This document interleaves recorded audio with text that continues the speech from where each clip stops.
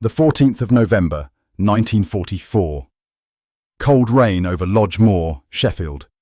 A convoy of wounded German prisoners arrived at the gates, their uniforms torn and stained with blood from the fighting in France. They had been told the British would let them die. Maybe shoot them, maybe worse. But when the truck stopped and the doors opened, something impossible happened. No rifles pointed at their heads, no shouting, just the sound of boots on wet gravel and a British medical officer who knelt beside the first stretcher and said quietly, "You're safe now, mate." He didn't speak German. He didn't need to. The wounded man saw his face and started to cry. That moment would shatter everything these German soldiers believed about their enemy, about mercy, and about what it means to win a war with your humanity intact. Because inside those cold stone barracks, Britain was fighting a different kind of battle. Not with vengeance, but with compassion. And what happened next would shock both sides of the Channel and prove that sometimes the strongest nations are the ones who refuse to become what they hate. Stay till the end to discover how one German soldier's story became one of the most powerful lessons of World War II. And don't forget to subscribe, like and share this video to support our channel and help us tell more forgotten stories of history that deserve to be remembered. It was the second week of November, somewhere near Calais. The sky was low and heavy with smoke. The ground shook from artillery that never seemed to stop. Klaus Weber, a 26-year-old German medic, had been awake for 3 days straight. The field station where he worked had collapsed under British shelling, the canvas walls torn, the medical supplies scattered in the mud. When the gunfire finally stopped, he thought death had found him. He waited for the bullet that would end everything. Instead, he heard English voices calling out, "Wounded here! Get a stretcher!" Klaus couldn't believe what he was hearing. The British soldiers who surrounded the shattered German position didn't advance with bayonets. They moved like rescue workers, careful and steady, checking for survivors. One British sergeant, his name badge read Harrison, crouched beside Klaus and said in broken German, "Kannst du gehen? Can you walk?" Klaus stared at him, unable to speak. He had grown up hearing that the British were cold and cruel, that captured Germans would be tortured or left to freeze. Nazi radio said the enemy had no mercy. So when Harrison helped him to his feet and handed him a canteen of water, Klaus felt his entire world tilt. "Drink," Harrison said simply. "Long journey ahead." They loaded the wounded Germans onto trucks, British medics working alongside them, wrapping bandages, checking pulses. The smell of diesel mixed with blood and rain. Klaus looked down at his hands, still shaking from exhaustion, and realized he was no longer in control of his fate. The war was happening to him now. For the first few hours, fear was louder than pain. He waited for cruelty that never arrived. The British soldiers searched his bag, found only medical tools, bandages, and a photograph of his younger sister, and gave everything back to him. He was led into a temporary holding area, an old barn filled with straw and blankets. No chains, no shouting, just tired men sitting on the ground, drinking tea from tin cups. "They're giving us tea," one German whispered. Another replied, "It's a trick, they want us weak." But Klaus had seen something in Harrison's eyes, not hatred, just exhaustion, the same look he'd seen in his own mirror before the capture. That night, a British medical officer came through with a clipboard. He spoke slowly, using simple words. "Any injuries? Any pain?" When Klaus tried to stand, his leg buckled beneath him. The shrapnel wound from a week earlier had never properly healed. The officer noticed immediately. He said something to a medic, and minutes later, someone brought a folded blanket, thin wool that smelled of disinfectant. Klaus didn't know it then, but that blanket would follow him through the next 18 months. It would become the quiet proof that the enemy could be kind. Outside, rain drummed endlessly on the barn roof. The British were pushing deeper into Europe, capturing entire battalions. By the end of 1944, more than 400,000 German and Italian prisoners were held in camps across Britain. Most were wounded, starving and terrified. Few had ever imagined their captors would treat them with dignity. When Klaus was loaded onto a larger transport the next day, he sat among other medics and young soldiers who had also been captured. One muttered, "They'll starve us now." Another said, "We'll never see Germany again." But instead of the cold brutality they expected, they saw British soldiers passing out bread with butter and metal cups of hot soup. The contradiction was unbearable. These were the men who had bombed their cities. Why were they feeding them? During the long train journey across France and then by ship to England, Klaus kept waiting for the mask to slip. But the guards remained calm, even polite. They smoked quietly, shared jokes among themselves, and sometimes nodded at the prisoners. He heard one British soldier tell another, "Poor bastards, just kids, most of them." At night, the train rattled through darkness. Klaus thought of his family back in Munich, wondered if his parents had survived the latest bombing raids. He prayed silently, not for victory anymore, but just for survival. When the ship finally reached England, the grey coastline looked unreal. Quiet villages, green fields, no ruins. The prisoners stared in silence, some with tears in their eyes. They had been told Britain was collapsing, starving, defeated. But the land looked untouched, peaceful, almost gentle.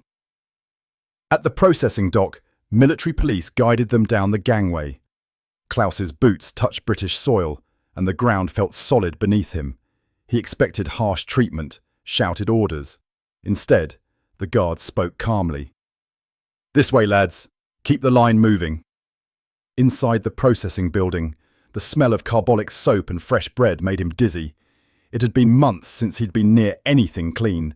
Each prisoner was given a number, checked for diseases, and examined by a doctor. When Klaus's turn came, he froze. The doctor was an older man, with kind eyes and steady hands. He looked at the leg wound, frowned, and said gently, "This should have been treated weeks ago." Klaus didn't understand all the English, but he heard the concern in the man's voice. That concern frightened him more than anger ever could. They were sent by train again, this time north to Sheffield. The journey took hours. From the window, Klaus watched the English countryside roll past. Stone walls, sheep in fields, children playing near farmhouses. He wondered how far he was from Munich, from his sister's apartment, that might already be rubble. At dusk, the train stopped. They had arrived at Lodge Moor, one of the largest prisoner of war camps in Britain. The gates were high, the barbed wire sharp, the guard towers unmistakable. Camp 17, as it was officially known, stretched across the hillside like a small, barbed city. By mid-1945, it would hold more than 4,000 German prisoners. The gates opened and the new arrivals walked inside. The first shock was the smell. Not decay or filth, but wood smoke, boiled vegetables and disinfectant. The barracks were cold stone buildings with narrow windows, but inside the floors were swept. The bunks had thin mattresses. Klaus and his group were led to a section reserved for medical personnel and wounded men. They were given soap, towels, and uniforms stamped with a large circular patch, marking them as prisoners. He expected degradation, forced labour under brutal conditions. Instead, a British officer explained the daily routine. Roll call, breakfast, work assignments, medical checks, lights out. Everything followed rules. Everything was written down. Even punishment was measured, loss of privileges, extra duties. No beatings. On his first evening, Klaus limped past a small vegetable garden behind the barracks. A few German prisoners were working the soil, planting winter turnips. One looked up and nodded at him. Klaus couldn't nod back. The reflex of trust had been beaten out of him by 3 years of war. That night, he lay awake listening to the wind outside and the footsteps of British guards on patrol. Every sound made him tense. He whispered to himself in German, "Tomorrow they will show who they really are." But morning came, and nothing happened. The guards brought porridge, weak tea and bread with margarine. He saw one German prisoner speaking to a British cook in broken English. He saw another carrying firewood, smiling faintly. It didn't make sense. Days passed. No cruelty, no starvation, no violence. Instead, he saw order, routine, and fairness. Things the Wehrmacht had abandoned long ago. One afternoon, he received a small metal tag stamped with his prisoner number and the letters PW. That tag began to haunt him. A British translator named Margaret, a middle-aged woman with a gentle Scottish accent, explained its meaning. "You are protected under the Geneva Convention," she said. "That means you have rights." Rights? The word felt foreign in his mouth. Every small gesture worked against everything he had been taught. Every kindness chipped away at the propaganda. He wrote in a small notebook he'd been allowed to keep. "They follow rules, even for us. Perhaps this is why they will win." But the real test came soon, not from the guards, but from his own body. Because when his leg began to worsen, what the British did next would change him forever. The pain returned one cold morning while Klaus was helping in the camp infirmary. He bent to lift a crate of medical supplies, and his leg gave out beneath him. Fire shot through the old shrapnel wound. He gasped, trying not to cry out. A British guard saw him stumble. "You need to see the MO," the guard said.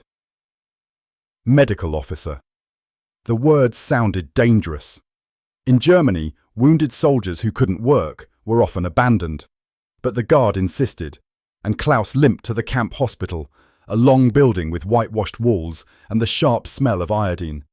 Inside, nurses in crisp uniforms moved between beds with quiet efficiency. A doctor, Captain Ellison, motioned for him to sit.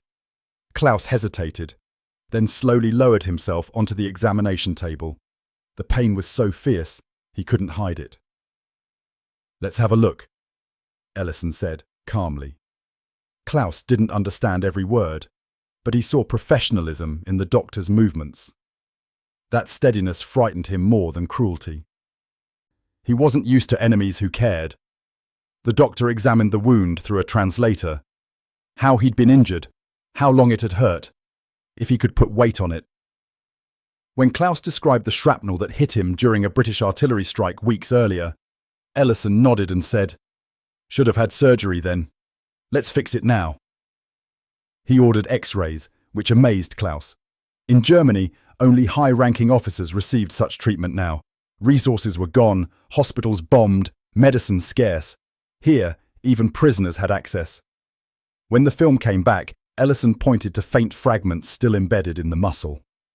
"Infection risk," he explained through Margaret, the translator. "We'll remove them and clean it properly." He prescribed sulfur drugs, one of the most valuable medicines available. Klaus knew German soldiers were dying for lack of it. Yet here, the enemy was giving it freely. That night, he sat on his bunk, staring at the small paper packet of pills. The irony was crushing. He whispered to himself, "They heal us while we bombed them." The next morning, Margaret brought him a cushion, soft canvas filled with cotton. "For sitting," she said with a kind smile. "Doctor's orders." The same quiet mercy that had followed him since capture returned again, stronger.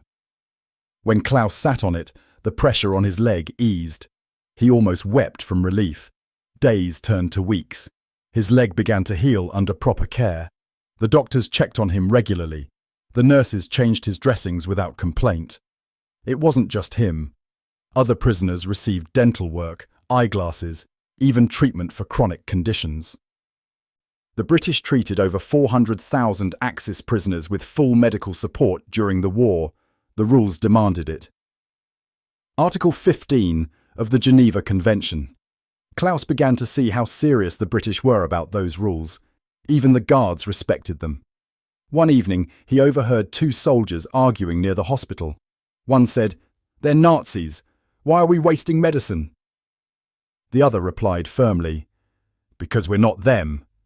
That's the whole bloody point, isn't it?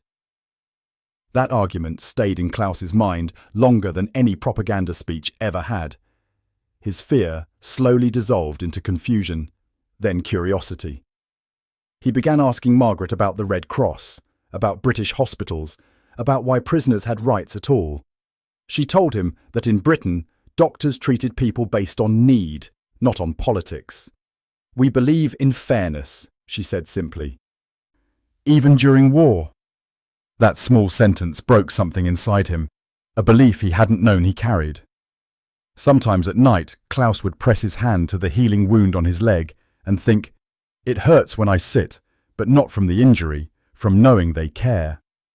After recovering enough to work, he began helping in the camp infirmary, cleaning instruments, organising supplies, assisting British medics with other German patients.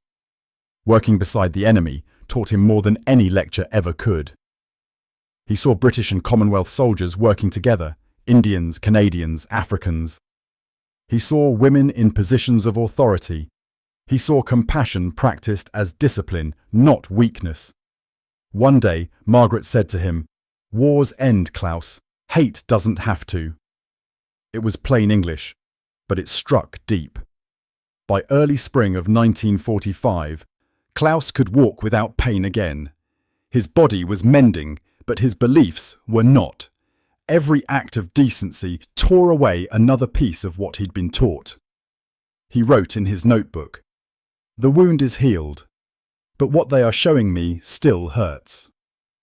Soon, he would learn that British fairness came with structure. Work assignments, education programs, even small wages for labour done. That, too, would surprise him. But for now, he sat carefully on his cushion under the wide Yorkshire sky, wondering what kind of nation could fight a war and still treat enemies with humanity. By the time spring arrived, Klaus's leg had fully healed. The snow on the Yorkshire hills melted, and Lodge Moor looked less like a prison and more like a strange, ordered village surrounded by wire. Every morning at 7, a bell rang. The men lined up outside their barracks for roll call. Guards counted them quickly, checked names, then sent them to breakfast. Porridge, bread, sometimes a bit of jam. It was never lavish, but it was regular.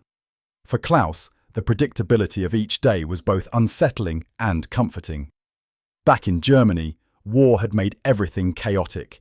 Air raids, shortages, terror. Here, everything followed a rhythm. Even the guards seemed bound by their own routines. Some were friendly, others distant, but all followed rules written in thick manuals stamped with the Geneva Convention. Klaus learned about those rules from Margaret one afternoon. She explained that prisoners had protections: food, shelter, medical care, even wages for work. "You are soldiers," she said. "Captured, but still men." That phrase confused him. He had never been called human by an enemy before. After breakfast, prisoners walked to their assigned duties. Some worked in the kitchens. Others repaired roads or maintained the camp buildings. A few, including Klaus, were assigned to assist in the medical wing. They cleaned beds, carried water, and sometimes helped translate for wounded Germans who spoke no English. For each day of work, they earned tokens, small cardboard discs that could be exchanged for cigarettes, soap, or writing paper in the camp canteen. The first time Klaus received his tokens, he stared at them in disbelief. "This is payment," Margaret told him. "It's yours to use." Klaus could hardly believe that even prisoners could earn money in Britain. In the canteen, he saw tins of milk powder, bars of chocolate, even magazines in German. Some prisoners bought sweets and shared them. For the first time in months, Klaus tasted something sweet. It was such a small thing, yet it felt miraculous. The camp also had strict rules about respect. No guard was allowed to strike or humiliate a prisoner. No prisoner could assault another. Disputes were handled through formal complaints, not fists. Every Sunday, the bell didn't ring for work. It was a rest day. Men washed their clothes, wrote letters home, or sat under the trees talking quietly. Sometimes Klaus would write in his notebook, describing the sound of British voices in the distance, the way light filtered through the barbed wire, the smell of rain on stone walls. He still hated the war, but he was no longer certain who he hated in it. The British followed a kind of justice Klaus had never experienced. Firm, but fair. When one German prisoner was caught stealing extra rations, he wasn't beaten. Instead, his canteen privileges were suspended for 2 weeks. The fairness confused everyone. One prisoner muttered, "They punish us, but they don't try to break us." Klaus began to see that British strength came not from brutality, but from order. They didn't need to shout or threaten. They simply enforced discipline like clockwork. It was a quiet kind of power he had never witnessed before. In the evenings, prisoners returned to their barracks. The gates locked, but guards never shouted commands. The men read donated books, mended their clothes, or sang songs quietly. One night, a British guard named Private Davies stood near the doorway, listening to their German folk songs. When he smiled slightly, Klaus felt something shift inside him. Davies said gently, "You lads sing like you're already home." No one answered, but everyone understood. Later, Klaus asked Margaret why the British were so careful with the rules. She thought for a moment, then said, "Because when this war ends, we want to be able to say we stayed decent." That phrase echoed in Klaus's mind for days. It explained everything: the medicine, the food, the fairness. As weeks turned into months, the camp became a small society. Germans cooked communal meals, grew vegetables, and even organised concerts on Sunday afternoons. The British didn't stop them. They said it kept morale stable. One afternoon, Klaus watched the Union Jack rise over the camp. The sun caught its red, white and blue colours. For the first time, he didn't feel anger, only curiosity. What kind of country built prisons but filled them with dignity? He thought about the people back home, about bombed-out streets and starving children. He thought about his sister, still somewhere in Bavaria. Would she believe him if he wrote that the British treated their captives with respect? Probably not. Maybe he wouldn't have believed it either if he hadn't lived it. That night, he wrote one line in his notebook. "They keep us behind wire, but they have returned something I thought was lost, the belief that rules matter." Soon, that belief would face a test. News from Germany was worsening, and with it came guilt, confusion, and letters that would force Klaus to confront what his nation had become. But for now, he lay on his thin mattress, listening to the distant laughter of guards, and realised that mercy could be stronger than any weapon. By autumn, the Yorkshire air turned sharp and cold. Leaves fell from the trees beyond the wire. The camp grew quieter. Most of the prisoners had settled into the rhythm of camp life, but inside their minds, nothing was settled. They talked less about the war and more about people. The guards, the nurses, the translators who somehow made this strange existence feel almost bearable. Klaus had grown close to Margaret, the Scottish translator who visited the infirmary every few days. She checked letters, helped prisoners understand official notices, and always spoke with calm patience. She treated them not as enemies, but as men caught on the wrong side of history. One afternoon, Margaret brought a wooden crate filled with donated books, old novels, newspapers, even a German-language Bible. "You can borrow these," she said quietly. "Helps the time pass." Klaus picked up a small book of poetry. Inside the front cover, someone had written in pencil, "For whoever needs words when their own have run out." That small message hit harder than he expected. It wasn't propaganda. It was simple human kindness, the sort he had stopped believing in. Among the guards, there were also a few British women, mostly nurses and clerical staff. They were nothing like the stern female officers Klaus had known in Germany. They wore practical uniforms, their hair tied back, and spoke to prisoners with professional courtesy. One of them, Nurse Helen Carter, managed medical supplies for the camp. She had a sharp voice but a gentle heart. She treated everyone equally, guard or prisoner. When one German man refused a medical exam, Helen didn't shout or threaten. She simply said, "Your health matters here. That's the rule." That phrase, "the rule," became something prisoners repeated among themselves. It represented more than regulations. It represented fairness. Helen also made quiet gestures that changed everything. She insisted that prisoners receive warm socks before winter. She organised extra blankets when temperatures dropped. None of this was required by military orders, but she did it anyway. "Dignity isn't negotiable," she told a junior nurse once. Klaus overheard it and felt something stir inside him. He noticed how the female staff spoke to one another. They joked, shared tea, helped carry heavy boxes. There was no rigid hierarchy in their conversations. To Klaus, it looked like freedom, not just political, but personal. In Germany, women served but rarely led. Here, women gave orders, and men obeyed without resentment. One day, Margaret sat with Klaus by the wire fence during a break. The air smelled of wet grass and coal smoke. Klaus finally asked, "Why do you help us? We are your enemies." Margaret smiled gently. "You were soldiers," she said. "Soldiers follow orders. My brother served in North Africa. If he were captured, I'd hope someone treated him decently." That answer silenced Klaus. For the first time, he saw war not as righteous against evil, but as people trying to survive orders they didn't choose. The camp slowly became a bridge between two worlds. British guards learned German phrases. Prisoners practiced English words. When heavy snow hit that December, guards and prisoners worked together clearing paths.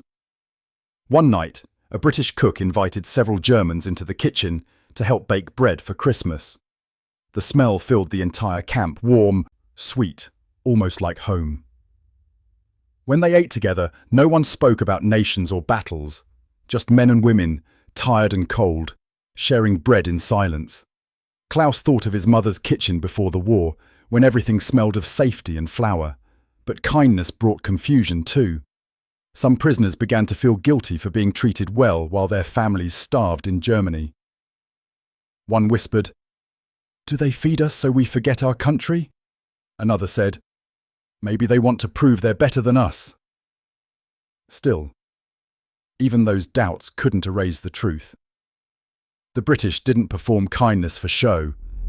They lived it quietly every single day. Klaus once overheard Captain Ellison telling a new doctor, "Never let them feel less than human. We're not barbarians." That sentence, spoken casually, shook Klaus to his core.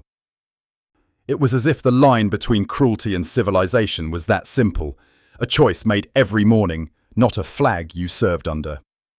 As Christmas approached, the camp organised a small service. Prisoners sang carols in German.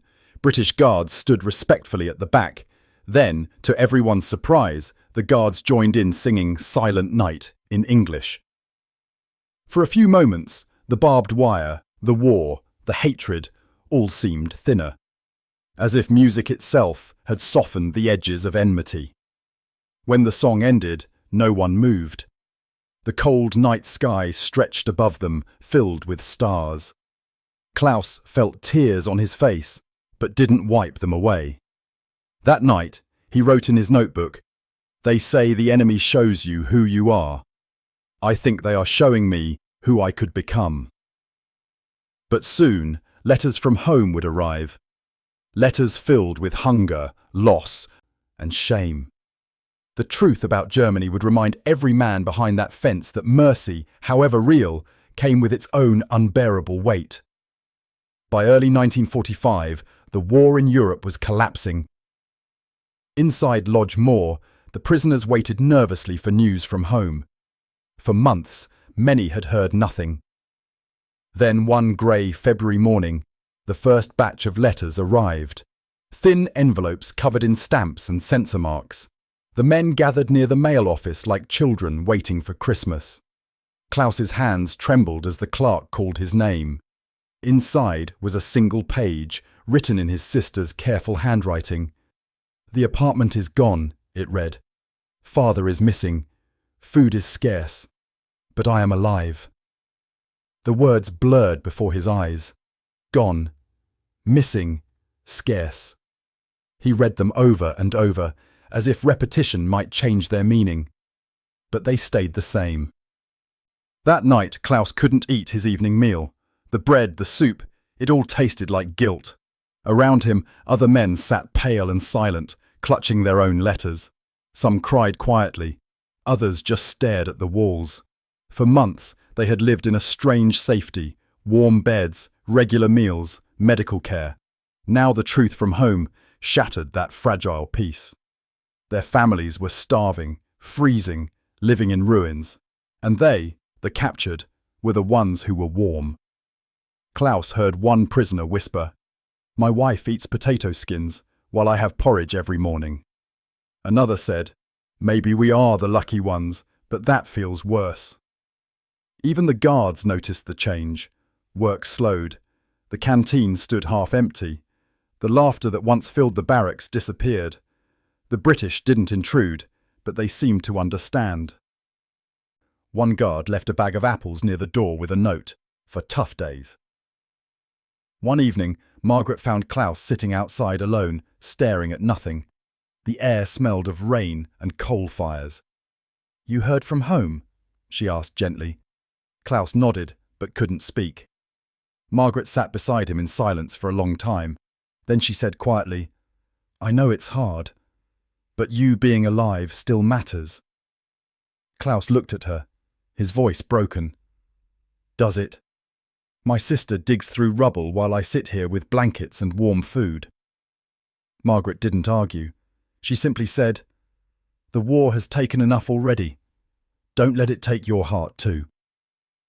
That night, Klaus opened his notebook again. He wrote, "I am safe because I lost. My family suffers because they remained. I don't know if that is fair, but it is true." Over the following weeks, more news arrived. The bombing of Dresden, the fall of Berlin, Hitler's suicide. The camp buzzed with shock. Many prisoners refused to believe it. Others collapsed, weeping or praying. One man fainted when he learned his entire town had been destroyed. The British didn't celebrate. They lowered the flag to half-mast and kept the camp subdued. Captain Ellison addressed the prisoners in the yard, his voice measured. "The war is ending," he said. "What comes next won't be simple." After that, something shifted. Some German prisoners began working harder. They repaired uniforms faster, cleaned without complaint, even taught guards German grammar. It wasn't obedience. It was something deeper. A quiet desire to give back, in small ways, for the decency they had received. Klaus found himself helping in the infirmary more willingly. He carried water, wrote letters for men too injured to write, and worked beside British medics treating both German and British patients. The smell of antiseptic and soap filled the air, and sometimes when he worked next to Margaret or Helen, he forgot which side of the war he was on. But at night, guilt returned. He dreamed of his sister standing outside the wire, looking at him with cold eyes. "Why are you warm when we freeze?" she asked in the dream. He always woke before he could answer. Still, even through guilt, Klaus began to see clearly. The British were not soft. Their kindness had structure and purpose. They believed that fairness was a kind of strength, and slowly, Klaus began to believe it too. When Red Cross inspectors came to review the camp, they noted its cleanliness and order.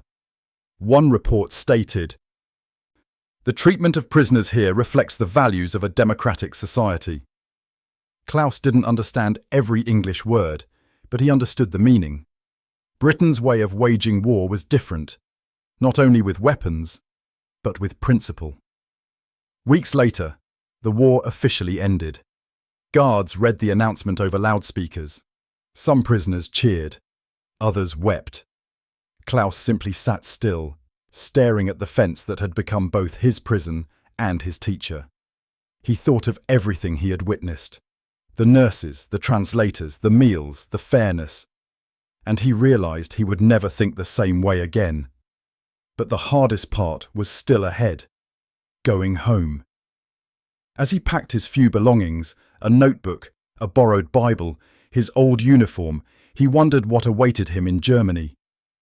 Would people call him a traitor for speaking well of the British? Would his sister even be alive to hear his stories? The trucks came at dawn in late May. As the gates opened, Klaus looked back one last time at the camp that had given him warmth, guilt, and truth. He whispered in German, "Danke." Though no one heard, ahead lay his broken homeland and a reckoning with what it meant to survive with dignity. The journey home began on a damp spring morning. The war was over, but Europe still looked wounded. The trucks carrying Klaus and the other prisoners drove through quiet English villages. Children waved at them, not with hatred, but with curiosity. Some prisoners waved back, uncertain how to feel. Others cried silently. After days of slow travel, they reached the coast. Ships waited in grey harbours, their decks crowded with men returning to a continent in ruins. The sea air smelled of salt and diesel. For many prisoners, it was the first time seeing the ocean since they had arrived years before. A British officer read their names aloud one by one. "You're going home," he said. "Good luck, lads." His tone was kind but weary. He had seen too many wars end and too few people heal. As Klaus boarded the ship, he felt both free and frightened. The British had given him safety, food, and a strange kind of hope. But home, what was left of it? Would it welcome him or see him as a reminder of defeat? The voyage across the Channel took hours. The sea was calm, but the mood on board was not. Some prisoners sang softly on deck. Others sat in silence, staring at the grey water. Klaus spent the journey watching the waves, thinking of the people he had met. Margaret, Helen, Captain Ellison, the cook who shared bread, the guard who smiled at their songs. They had all become part of his story, proof that decency could survive even in war. When the ship finally reached the European coast, the scene broke hearts. The docks were shattered, buildings stood like broken teeth, the air was heavy with smoke and dust. The prisoners disembarked slowly, clutching small bags with everything they owned. At the Allied processing station, German officials checked their papers. One man looked at Klaus's British-issued documents and frowned. "You look healthy," he said coldly. "Doesn't seem like you suffered much." The words stung like a slap. For the first time, Klaus felt shame for surviving with dignity. Around him, other men whispered the same fears. Would anyone understand what it was like to be treated kindly by the enemy? Would they even believe it? When Klaus finally reached Munich, it was barely recognizable. Streets he had walked since childhood were now rubble. His family's apartment building was gone, just a pile of bricks and twisted metal. The church bell tower had collapsed. People moved like ghosts, thin, silent, exhausted. He found his sister, Anna, living in a basement shelter with 5 other families. When they saw each other, they embraced and wept. She touched his face and whispered, "You look so strong. Thank God." But there was confusion in her eyes too, as if she couldn't reconcile his health with the destruction around them. At night, they shared a thin blanket and talked.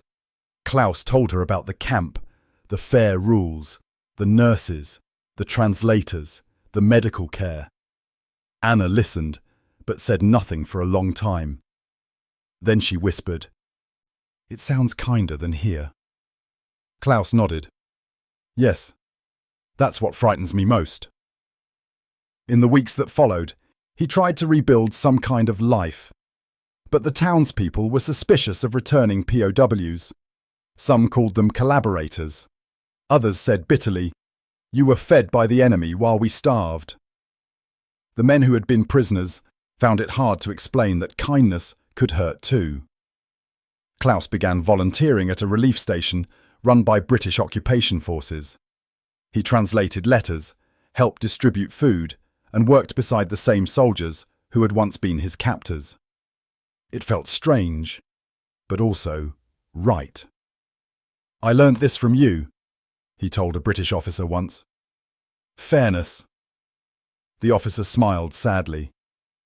Then something good came from all this. Sometimes Klaus visited the river where children played. They were thin, barefoot, but alive. Watching them, he thought of Lodge Moor, the order, the discipline, the kindness. He realized that the same principles could rebuild his country too, if only people allowed it. But not everyone wanted to learn. Many Germans spoke bitterly of defeat. "They humiliated us," one man said. "They made us slaves." Klaus disagreed quietly, but didn't argue. He had learned that truth doesn't always win through shouting. Sometimes it just waits to be proven. One evening, while unloading supply trucks, he saw the Union Jack painted on crates of food. For a moment, he froze. The same flag that once flew above his prison now stood as a symbol of survival. He smiled faintly and whispered, "Maybe freedom begins with how you treat your enemy." Months passed. Klaus never forgot the people he'd left behind at Lodge Moor, or the faces of the British who had changed him. He began writing his memories in the same notebook he'd carried through the war, its pages now smelling faintly of sea air and old paper. He ended one entry with a simple line: "I left Germany as a believer in the Reich. I returned as a believer in humanity." But even as peace slowly returned, a larger question remained. What would this shattered world learn from men like him? Could decency, fairness, and order truly rebuild what hatred had destroyed? The answer, Klaus would soon discover, reached far beyond his own life, into policies, politics, and the future of nations. The war had ended, but healing was not simple. For Klaus, the real challenge began after he came home. Germany was divided, broken, and angry. Some people were grateful the fighting was over, others bitter about defeat. And almost everyone was hungry. Ruined streets stretched endlessly, broken walls and shattered hopes filled every city. At first, no one wanted to hear stories from POWs who had lived in Britain. They were called the comfortable ones. People muttered, "You had beds, you had food, you didn't suffer like us." Klaus tried to explain that kindness brought its own pain. But they didn't understand. How could they? They had lived through bombing and starvation while he slept under a roof with regular meals. So for a while, he stayed quiet. But as months passed, new people arrived in the ruined cities. British soldiers in jeeps, engineers, doctors, aid workers. They brought medicine, powdered milk, and plans for rebuilding. They didn't come as conquerors now, but as organisers. The same calm discipline Klaus had seen in the camp now spread across Germany itself. He recognised it instantly. The same fairness, the same belief that order could heal chaos. When he saw a British officer organising children into lines for food distribution, not letting them fight for scraps, he felt warmth in his chest. This was the same principle the guards had used in Lodge Moor. Everyone gets something if everyone follows the rules. In those small moments, Klaus saw the same truth repeated. The victors who could have crushed a broken nation chose instead to teach it. By 1947, Klaus found work as a translator for the British administration in Bavaria. It was perfect for someone who had learned English in captivity. Every day, he sat between two worlds. Germans trying to rebuild and British trying to help without crushing their pride. One afternoon during a meeting, an elderly German man muttered, "Why should we trust them? They bombed our cities."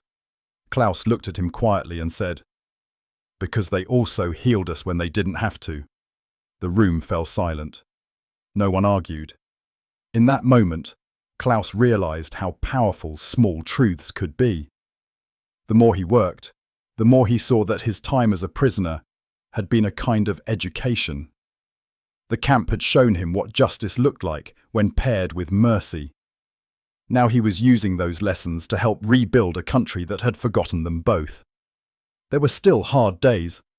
Some Germans hated the British, some British distrusted Germans. But Klaus stood between them like a bridge, imperfect but strong enough to carry weight. He often thought of Margaret, who once said, "When this ends, we want to say we stayed decent." Now Klaus understood what she meant. Staying decent wasn't weakness. It was the power that rebuilt cities and healed nations. By the 1950s, Germany began to rise again. New schools opened, factories restarted, children played in clean streets. The scars of war were still visible, but something deeper had changed. A quiet understanding that freedom wasn't only about winning wars, but about how you treated people when the war ended. Klaus kept his notebook all those years, its pages yellowed and filled with stories. The nurse who brought blankets, the doctor who operated on an enemy, the guard who smiled at their songs. Sometimes he read them aloud to students, young Germans who had never seen a bomb fall. When they asked, "Were the British really that kind?" Klaus smiled softly and said, "Yes, and that's part of why we are free now."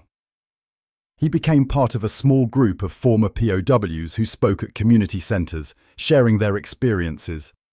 They called themselves witnesses to fairness. Their stories slowly shifted public opinion. People began to see that defeat hadn't only destroyed them, it had also taught them. Years later, when Klaus was older and grey, he visited England again, this time freely. He travelled north to Sheffield and found Lodge Moor. The camp had been converted into housing estates and memorial plaques. The barbed wire was gone. Inside a small museum, a photograph showed rows of German prisoners in work uniforms, standing outside the barracks, some smiling faintly. Klaus stood there for a long time, his eyes damp. Somewhere in that photograph was his younger self, frightened, wounded, but already learning the hardest lesson of all. A young visitor approached him. "Were you here?" she asked. Klaus nodded. "I was," he said quietly. "And it changed everything." The visitor hesitated, then asked, "Was it hard to forgive them?" Klaus shook his head. "No," he said gently. "It was harder to believe they had forgiven us first." As he walked out into the Yorkshire sunlight, he looked up at a British flag flying over the memorial. The same symbol that had once marked his captivity now represented his freedom. And in that moment, Klaus understood the final truth. They had arrived as conquerors, they had stayed as teachers, and what they taught through fairness, through rules, through simple human decency, rebuilt not just Germany, but belief itself in what nations could be.